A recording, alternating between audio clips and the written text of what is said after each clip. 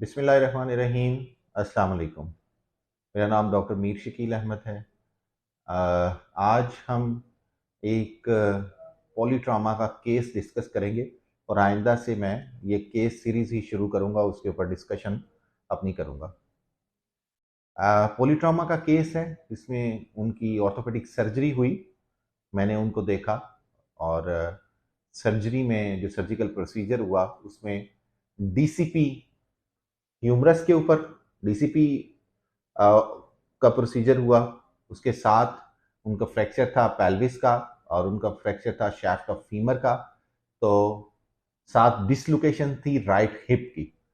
तो dislocation right hip की, उसकी रिडक्शन की गई। शैफ्ट ऑफ फीमर पे आईआर नेल लगाया गया और पेल्विस के फ्रैक्चर के लिए एक्सटर्नल फिक्सेटर पेल्विस के ऊपर लगाया गया। पेशेंट 2 दिन आईसीयू में रहा और मैंने थर्ड डे पे उसको अटेंड किया वार्ड में।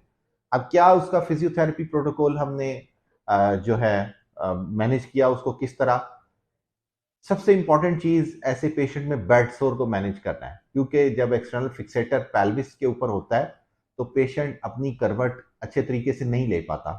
और इसकी चूंकि मल्टीपल इंजरीज थी, डीसीपी ह्यूमरस भी था लेफ्ट साइड का, साफ्ट शैफ्ट ऑफ फीमर के ऊपर नेलिंग भी थी और एक्सटर्नल फिक्सेटर भी था और साथ चूंकि डिसलोकेशन भी थी, उसकी रिडक्शन की गई थी, तो हमें बहुत सारी एहतियात को मद्देनजर रखना था। सबसे इंपॉर्टेंट चीज, बेड सोर को मैनेज करने के लिए इलेक्ट्रिकल एयर मैट्रेस लगवा दिया गया। दूसरी चीज, अब हम उसका क्या उसकी क्या करेंगे, फिजियोथेरेपी को कैसे मैनेज करेंगे, उसको हम सिटिंग करवाएंगे। सिटिंग बहुत ज्यादा जरूरी है, क्योंकि आउट ऑफ बेड हम सिर्फ एक ही सूरत में कर सकते हैं कि पहले सिटिंग को मैनेज करें और फिर हम देखें कि हमने उसको स्टैंडिंग उसकी किस तरह लेनी है। स्टैंडिंग लेना इसके लिए एक मुश्किल मरहला है। तो सिटिंग में असिस्ट किया गया एक थेरेपिस्ट से और दूसरे थेरेपिस्ट ने अपना फ्रंट से उसको करके तो उसकी सिटिंग करवाई। सिटिंग में आप सुपाइन लाइन में उसको 90 डिग्री तक नहीं बिठा सकते, क्योंकि एक्सफिक्स लगा होता है। तो 35 से 40 डिग्री के अराउंड उसको करके तो उसको दूसरे थेरेपिस्ट की असिस्टेंस के साथ उसको सिटिंग करवाई गई एज ऑफ दी बेड के ऊपर। एज ऑफ द बेड के ऊपर बिठा के सबसे इंपॉर्टेंट चीज जो की गई, राइट साइड की नी बेंड की गई, क्योंकि बाद में नी की स्टिफनेस के चांसेस हो जाएंगे।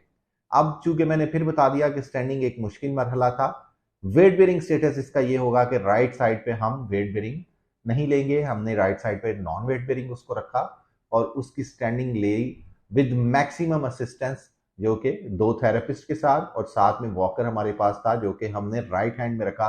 लेफ्ट हैंड में चूंकि ह्यूमरस का डीसीपी भी था और साथ शोल्डर स्लिंग भी लगी हुई थी, तो हमने उसकी स्टैंडिंग को जो है इस तरीके से मैनेज किया कि 2 थेरेपिस्ट ने असिस्ट किया, एक थेरेपिस्ट पीछे मौजूद हैं और हमने नॉन वेट बेरिंग इसको स्टेटस लिया।